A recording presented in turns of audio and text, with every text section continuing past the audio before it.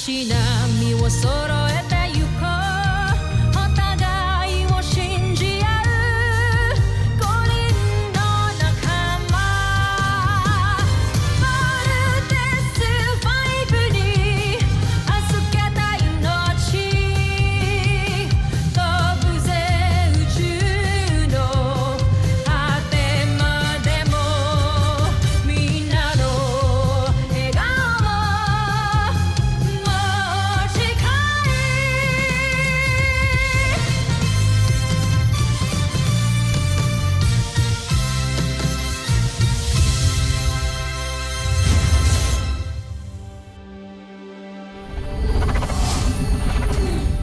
Ang nakaraan sa Voltus 5 Legacy.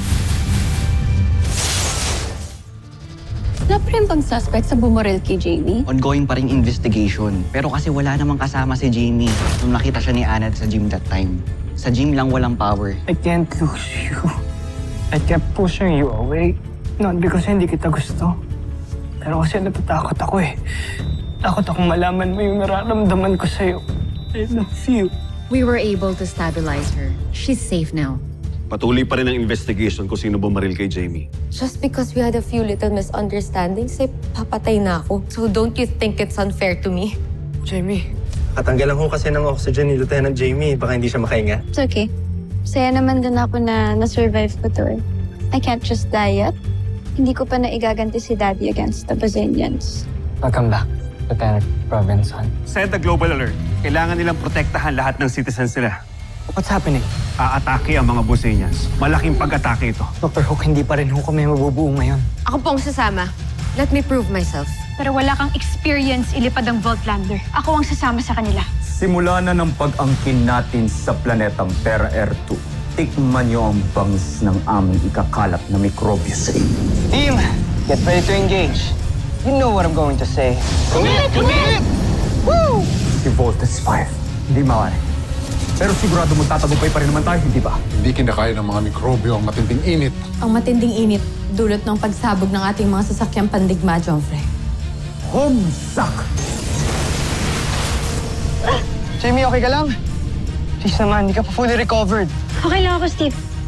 Thank you. Nagpa-pogi points pa. Ano yan, Mark? Sabi ko, stand by, enemies ahead. Sa mga sandaling ito ay naghahanda ng mga Bosenians para magkalat ng nakamamatay na mikrobyo sa buong mundo. Kaya huwag na kayong mag-aksaya ng panahon. Depensahan niyo ang planeta ninyo. Baka patibong niyo lang yan. Walang sisihan. Kapag namatay ang mga tao ninyo, kasama ka na ron. Sinira ninyo ang aking mga plano. Tawa, Joffrey. Tataka ko lang. Bakit tila alam ng mga taga-Terra Air 2 ang pagsalakay ng ating mga sasakyang pagdigma? Baka dahil nakita nila ang ating mga sasakyang pandigma. Hindi ba, Joffrey?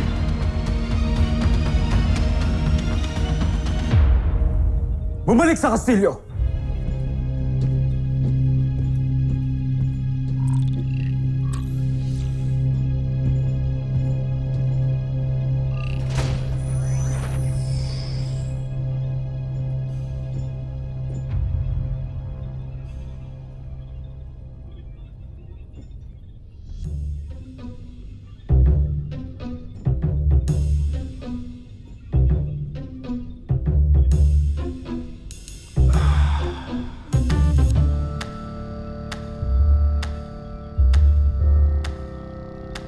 Anong tinitingin-tingin ninyo?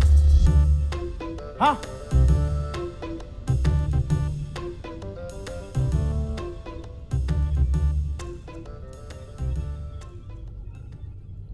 Hintayin mo, Zardos. Ako mismo ang lilipon sa mga tao at sasakop sa Terra Air 2.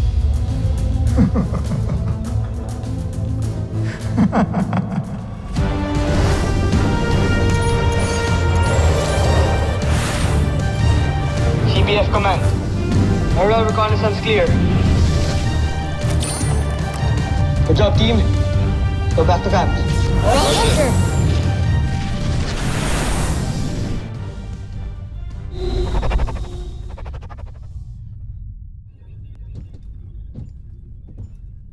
Joffrey. Anong kailangan niyo sa akin, mga inutil?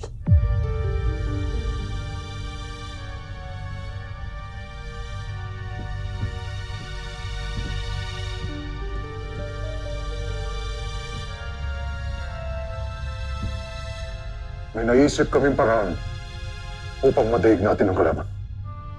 Nag-iisip kayo ng paraan para sila'y madaig? O para pahiyain ako ng paulit-ulit sa ating emperador?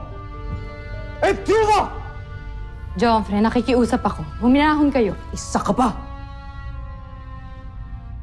Batid ninyo ng ating lahi ay higit na makapangyarihan kesa sa mga taga-Terra Ertu. Ngunit ano nangyari?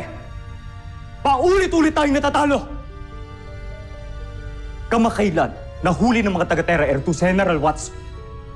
Ang traitor na general na yun. Sa aking palagay, siya nagbigay ng mga impormasyon sa ating kalaban tungkol sa atin. Tapos ngayon, gagawa kayo ng paraan? Tigilan nyo na. Sigurado kung hindi tayo magtatagumpay. Joffrey, hayaan niyo muna kami ni General Draco na sabihin sa inyo ang aming susunod na plano. Ito ay tungkol din kay General Watson na sa tingin namin ay nasa kampo pa rin ng ating mga kalaban. Pagod na ako sa inyong mga pangako.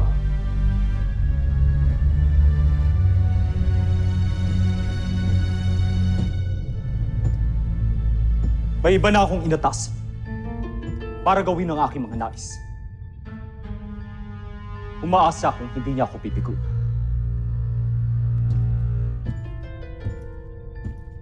Sino ang iyong tinutukoy? Umanat. Si General Oslak ba to? Oslak! Napakawalang kwentang general. Isa pa, hindi ko mapagkakatiwalaan hilat siya ng pagmumukha niya. Kung gayon, sino nga siya, Joffrey? Makikilala niyo siya sa takdang sandali. Pero sa ngayon, ayokong makita kayong dalawa. Gancho ay na.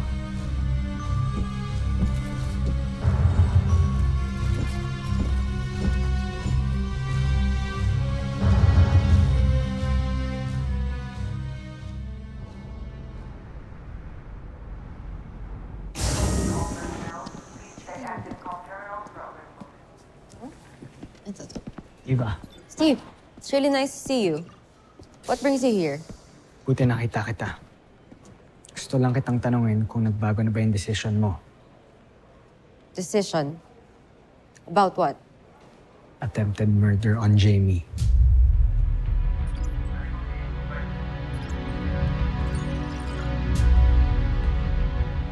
Can you give me a break? Sinabi ko naman sa'yo na wala akong kinalaman dyan, di ba? And think about it. Ano bang mapapala ako pag pinatay ko si Jamie? Since alam ko naman wala nang chance for us to be together anyway. Pwede ba? Just leave me alone. Walang mapapala. What about your ambition to be part of the Voltes team? Kaya nung nakakita ka ng opportunity, nagpresenta ka to replace Jamie. Yeah, you're right. I want to be part of the Voltes team because I deserve it.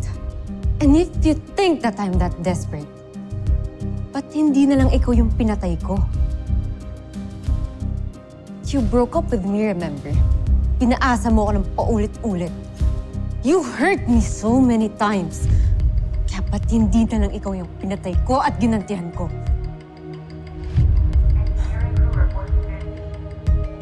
See? Kaya pwede ba? Tigilan mo na ako, lalo na't wala ka pa ding ebidensya hanggang ngayon. Stop accusing me.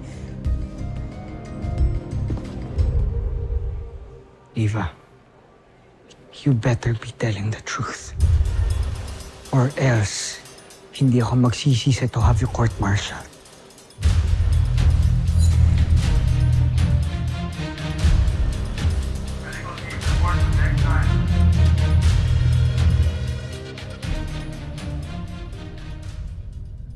Hindi ko akalaing dadating ang panahong to.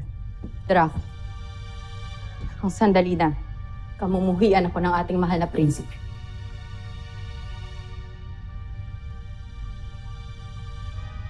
Tila nga'y Tuluyan nang nawalan ng tiwala sa atin si Jupiter. Sa ating dalawa. Hindi ko mapapatawad ang aking sarili. Nabigo na naman natin siya, Draco. Sapagkat ipinangako ko sa aking sarili na tutulungan ko siyang tuparin ang lahat ng kanyang iniibig, pinag-uutos, kasama na doon ng tagumpay na ibabahagi niya sa Busan na nararapat lamang niyang makamtan.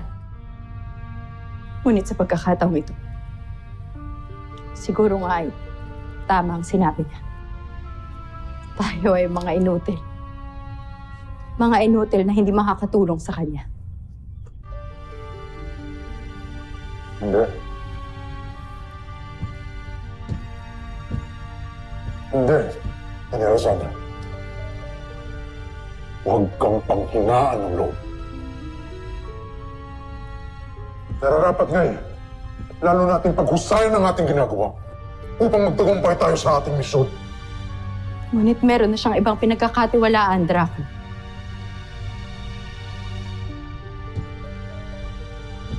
Sino nga kaya ang kanyang tinutukoy na magsasagawa ng kanyang mga utos? Marahil na ang dapat itanong ay kung tama nga ba na pagkatiwalaan siya ng ating prinsipe kaysa sa atin?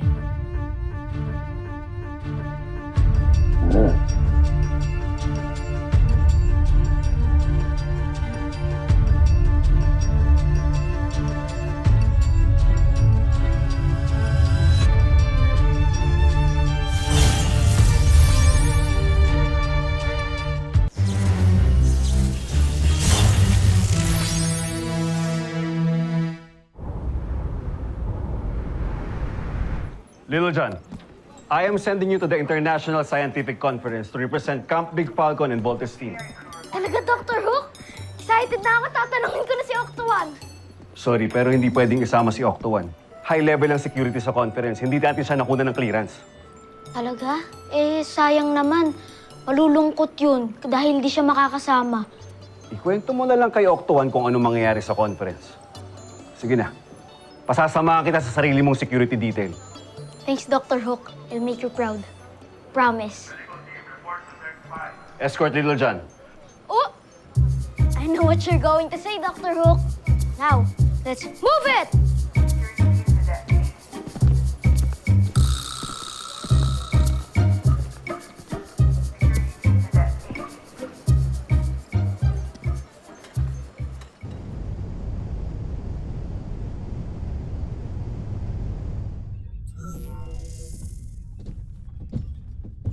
Joffrey.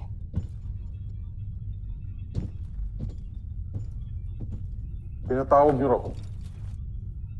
Nais niyo na bang makilala ang tutulong sa atin sa pakikipaglaban sa ating mga kaaway? Sino siya, Joffrey? Papasukin ang ating panauhin.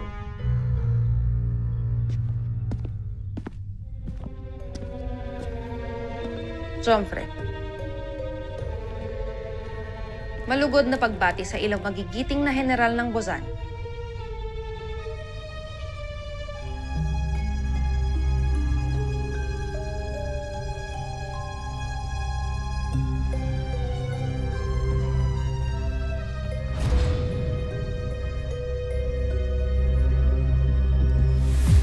Kontesa Zaki? Ang punong taga-siyasat ng emperador? Tama kayo. Si Kontesa Zaki ang aking bagong kasangga.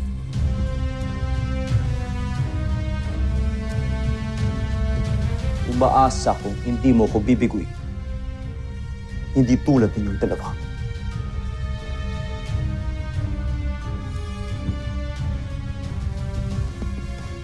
Totoo, Prinsipe Zardos. Hindi kita talaga dapat bibiguin. Lalo't nandito ako dahil inip na ang ating mahal na emperador sa inyong mga kabiguan dito sa Terra Erto. Isang napakaliit na planeta, ngunit palagi kayong nabibigo. Nadadaig ng mga walang saysay na nilalang. Tigilan mo ang iyong pangungutya.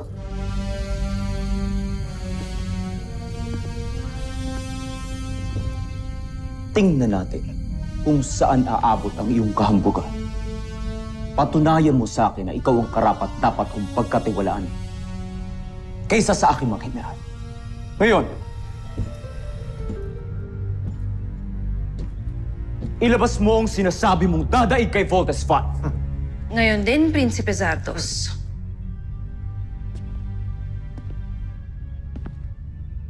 Gustav na Shabakun!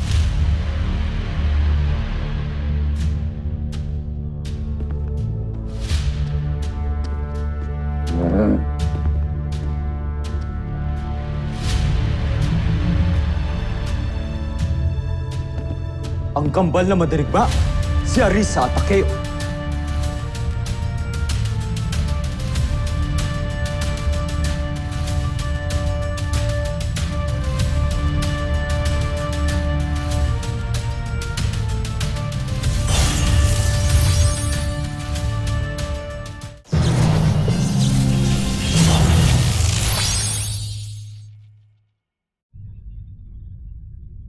Sila nga kamahalan.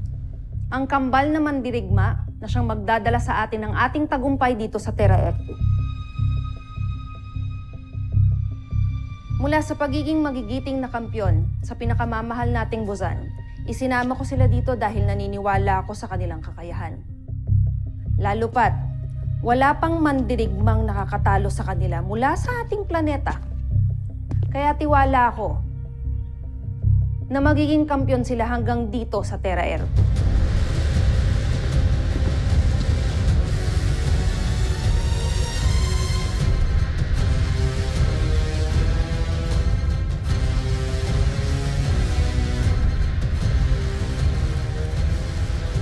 Nagbibiro ka ba? Itong dalawa ang itatapat mo kay Voltes 5? Hindi ka lang pala kirat, General. Kundi bingi rin. Hindi ba't yun ang sinabi ko ngayon lang? Mawalang galang na, ngunit ikaw yata ang naman. Sa tingin mo may laban ng dalawang to kay Voltes 5? Mawalang galang na, General. Ang ibig kong sabihin... Mawalang galang lang din. Ngunit wala talaga silang laban sa Voltes 5. Jomfre, hindi yata alam ni Contessa na ilang beast fighter na ang pinantapat natin sa Voltes 5. Mga beast fighter na malalaki, matataas, malalakas, makapangyarihan, at matitikas. Na may iba't ibang kakayanan. At pati na rin armas, pati na puwersa na akala namin ay tatalo sa Voltes 5. Ngunit sa huli, kami pa rin ay nabibigo, natatalo, at napapahiya. At sila ang gusto mong lumaban sa Voltes 5?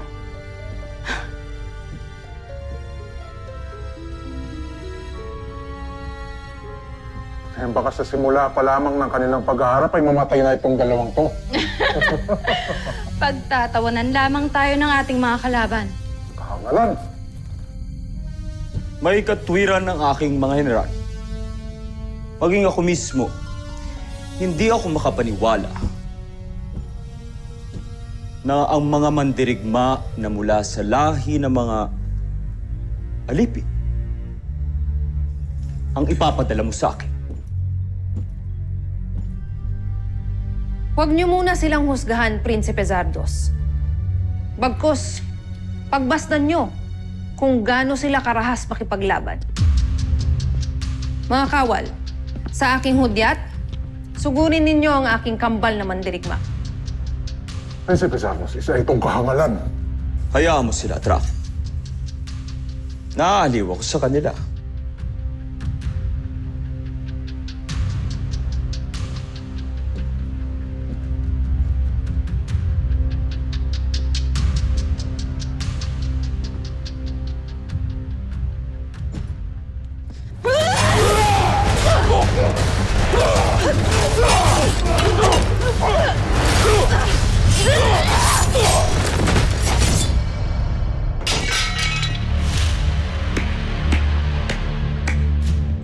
Mahusay, napakahusay.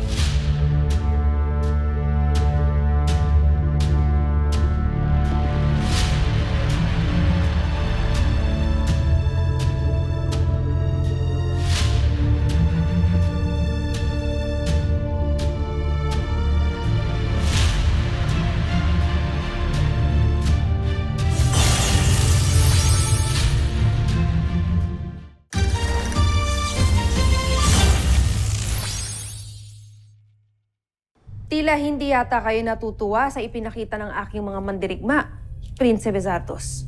At bakit ako matutuwa? Napakadaling madaig ng pangkaraniwang kawal ang kambal na ito.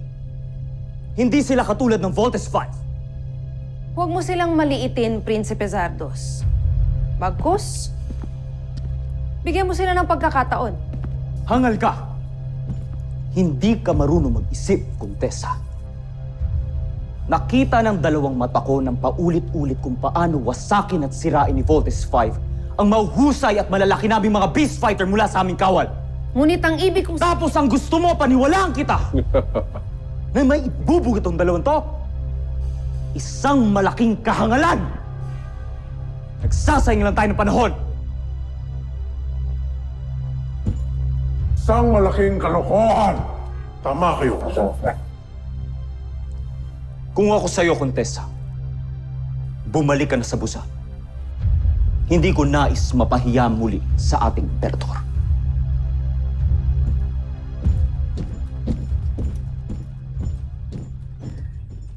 Halika na, General Draco. Iwan na natin ang mga payasong ito. Mga homeless.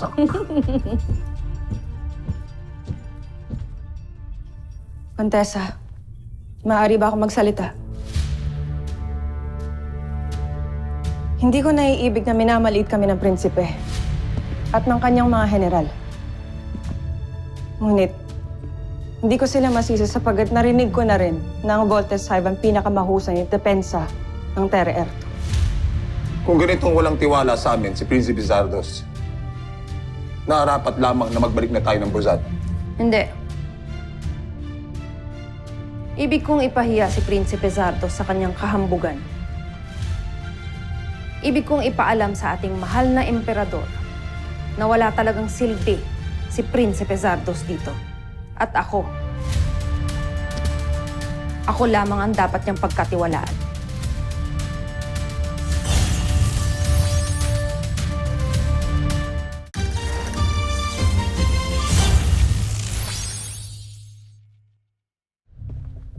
Kung ganon, ibig mo bang ituloy namin ang pagsasagupa sa Voltes 5? Bago tayo nagpunta rito, pinag-aralan ko muna ng maigi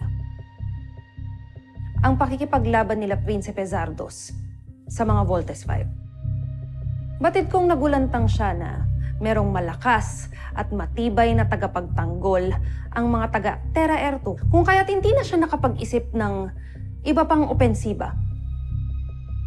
Kaya kinalaban na lamang niya ang Voltes robot. Ngunit, iba ako kay Zardos. May naisip akong ibang taktika upang manalo tayo laban sa mga taga-Terra Erto. At ano ang taktika na ito, Contessa? Yun na nga ang gusto kong sabihin sa kanila kanina pa, ngunit hindi nila ako pinakikinggan. Sa halip na kalabanin natin ang Voltes robot, haharapin natin ang mga tagalupang piloto na kumokontrol sa kanilang armas. Naniniwala ako na sila Steve Armstrong ang magiging susi natin para magtagumpay ako laban kay Zardos at sa mga taga-Terra Erto.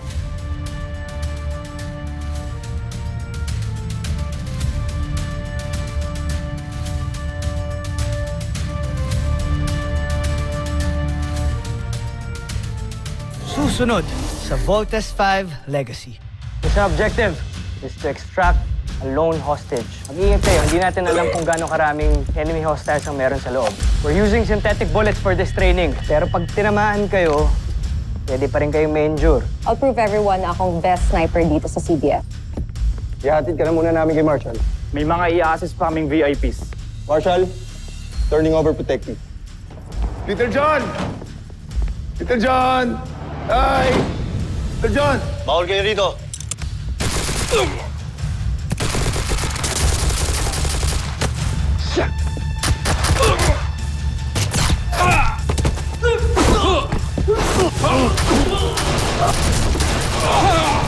No! Nagkakagulo!